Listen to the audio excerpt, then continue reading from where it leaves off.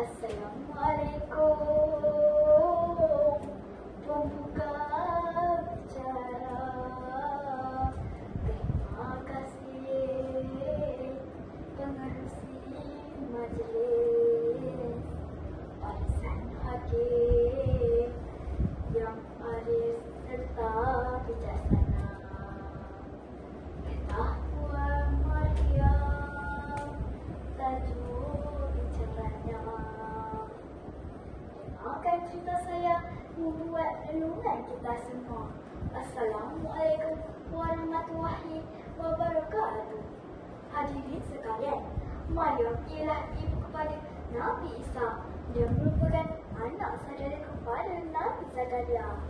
Pada suatu hari, ketika Maryam sedang beribadat kepada Allah, datanglah malaikat Jibril yang sedang menjelma sebagai pemuda yang sangat tampan. Kawan-kawan, nak tahu apa yang disampaikan oleh malaikat Jibril? Firman Allah dalam surah Maryam ayat ke-19. Maksudnya, sesungguhnya aku hanyalah utusanmu, Tuhanmu, untuk menyampaikan sebuah anugerah seorang anak lelaki yang suci. Maryam terkejut seraya bertanya, bagaimana engkau aku mendapatkan anak sedangkan aku belum berkahwin? Malaikat Jibril pun menjawab, apabila Allah menghendaki sesuatu itu terjadi, maka jadilah ia. Malaikat Jibril meninggalkan Maryam yang kebingungan.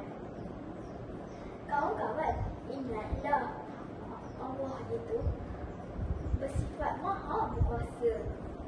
Lihat sajalah kejadian gempa bumi yang melanda Ranau pada tahun lalu. Allahu Akbar, tak terduga siapa pun. Hadirin yang dihormati, Maryam melarikan diri dari Baitul Maqdis ke Al-Syirah untuk mengelakkan diri daripada terjumpa dengan orang ramai. Kerana ia mesti dicemuri kerana ia belum berkahwin dengan Ini bertepatan dengan firman Allah dalam surah Maryam ayat ke-19.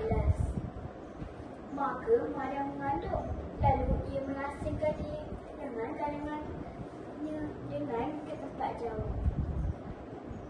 Di padang pasir yang kering kota, Maryam menahan sakit seorang diri.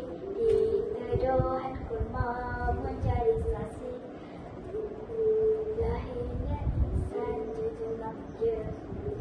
Namun, apa yang menyedihkan statistik pengabaian anak terhadap bapa meningkat saban hari. Masya Allah. Hadirin yang dihormati, ketika Maryam dicemuri, Maryam mendiamkan diri. Dengan kuasa Allah, Nabi Isa yang masih bayi itu berkata-kata seperti dalam surah Maryam ayat ke-30. Maksudnya, sesungguhnya aku ini hamba Allah. Dia telah memberi kepadaku kitab, Injil dan menjadikan aku seorang Nabi. Nabi Isa berkata lagi, Aku diperintahkan mendirikan solat dan menunaikan zakat selagi aku masih hidup. Kawan-kawan, mendirikan solat dan menunaikan zakat serta berbakti kepada ibu bapa adalah satu kewajipan bagi umat Muslim. Alhamdulillah, program Campus Study solat yang dilaksanakan di sekolah memberi pendedahan kewajipan solat bagi murid-murid. Kawan-kawan, kata-kata yang dilontarkan oleh Nabi Isa telah membersihkan fitnah kepada ibunya. Maryam adalah perempuan yang baik. Masyarakat yang mencemoohinya kembali menghormati Maryam dan anaknya. Kawan-kawan, cerita ini boleh dijadikan pengajaran buat kita semua. Kalau ada semut di ladang, bolehlah saya bolehlah saya menumpang mandi.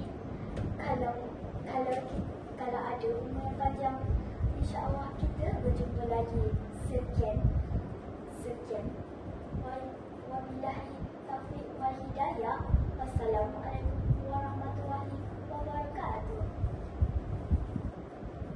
Sekian.